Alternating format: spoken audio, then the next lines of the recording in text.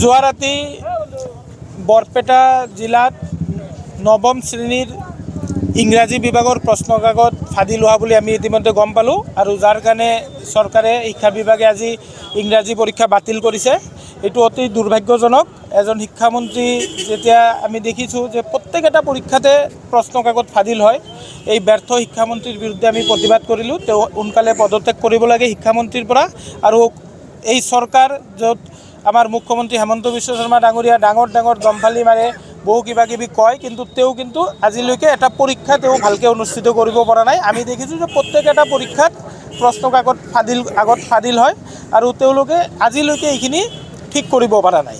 সেইকাৰণে আমি বিচাৰিছোঁ যে এই শিক্ষামন্ত্ৰী লগতে মুখ্যমন্ত্ৰী তেওঁলোকে পদত্যাগ কৰক। কাৰণ এটা যদি পৰীক্ষা তেওঁলোকে অনুষ্ঠিত কৰিব নোৱাৰে, তেনেহ'লে তেওঁলোকে ছাত্ৰ ছাত্ৰীৰ যি ভৱিষ্যত আছে, যি জীৱন লৈ তেওঁলোকে হেতালি খেলি আছে, তাৰ বিৰুদ্ধে আমি কংগ্ৰেছ দলে আমি এই প্ৰতিবাদ সাব্যস্ত কৰিছোঁ আৰু অনাগত দিনত আমি এনেকৈ গণতান্ত্ৰিকভাৱে আমি প্ৰতিবাদ। কালি হাইস্কুল পৰীক্ষাৰ ক্লাছ নৱমমান শ্ৰেণীৰ ইংৰাজী প্ৰশ্ন কাকত বাতিল হৈছে, যাৰ কাৰণে আজি তেওঁলোকে ছাত্ৰ ছাত্ৰীসকলে পৰীক্ষাত অৱতীৰ্ণ হ'ব পৰা নাই।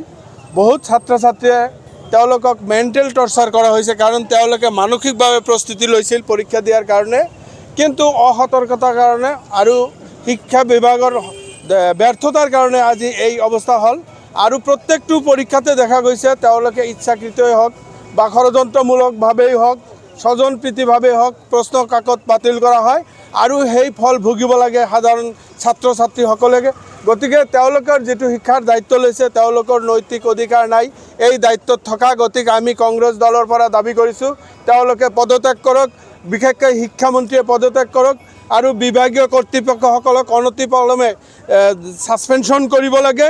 লগতে এইখন ৰাজ্য মাননীয় মুখ্যমন্ত্ৰী হিমন্ত বিশ্ব শৰ্মাই চলাই আছে, তেওঁ এইবোৰত চকু কাণ নিদি তেওঁ বিভিন্ন জাত পাতৰ নামত ৰাজনীতি কৰি অসমখন ধ্বংসৰ গৰাখলৈ দিছে। গতিকে মুখ্যমন্ত্ৰীয়ে আজি পদত্যাগ কৰিব লাগে। এই দাবীত আজি আমি প্ৰতিবাদ কাৰ্যসূচী সাব্যস্ত কৰিছোঁ।